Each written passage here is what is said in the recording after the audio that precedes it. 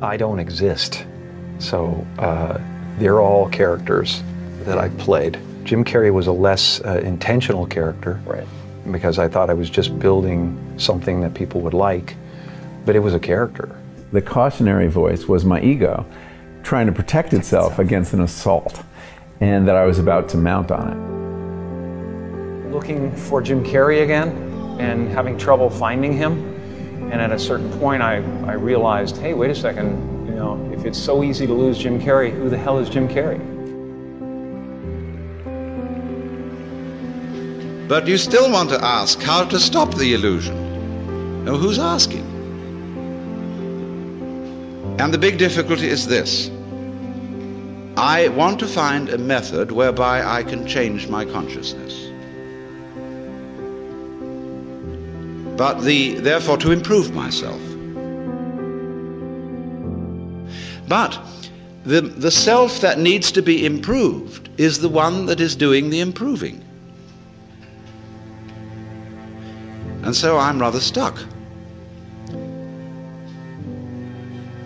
Well, what is it that you feel when you feel I? What do you do when somebody says, pay attention?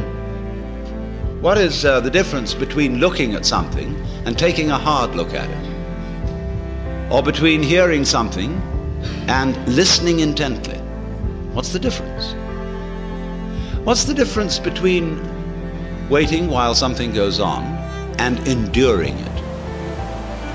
Why? The difference is this, that when you pay attention, instead of just looking, you screw up your face, you frown and stare.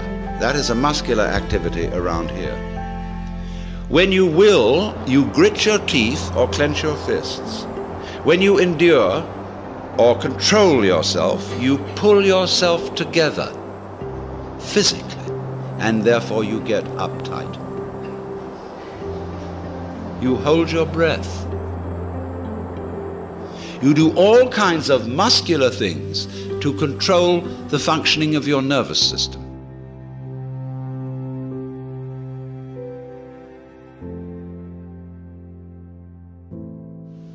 And none of them have the slightest effect on the proper operation of the nervous system.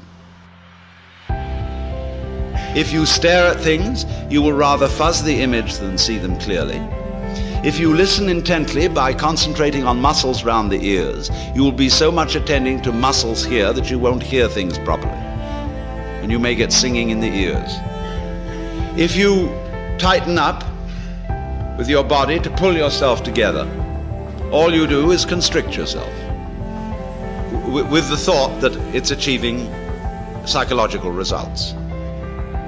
The sort of psychological results it's intended to achieve. Now all this amounts to is it's like you're taking off in a jet plane. You've got a mile down the runway and the thing isn't up in the air yet and you get nervous. So you start pulling at your seatbelt. That's what it is. Now that is a chronic feeling. We have it in us all the time and it corresponds to the word I. That's what you feel when you say I. You feel that chronic tension. Because when an organ is working properly, you don't feel it. When you are fully functioning, you are unaware of the organ.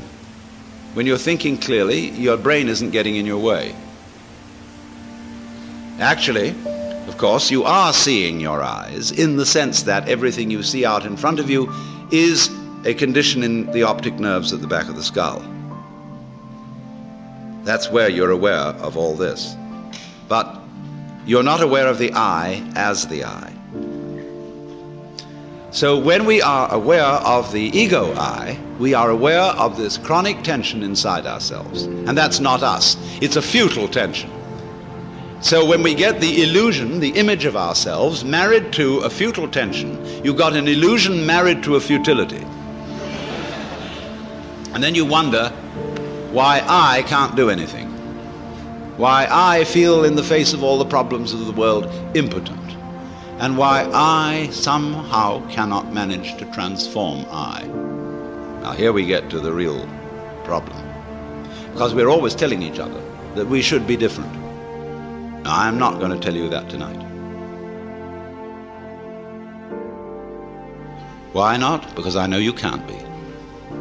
Nor can I. That may sound depressing, but I'll show you it isn't. It's very heartening. How can I stop identifying myself with the wrong me? Well, the answer is simply you can't.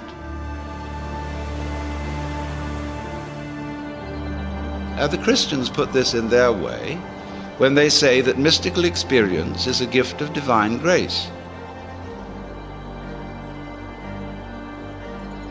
Man as such cannot achieve this experience. It is a gift of God, and if God doesn't give it to you, there's no way of getting it. Now that is solidly true. You can't do anything about it because you don't exist. Well, you say that's pretty depressing news.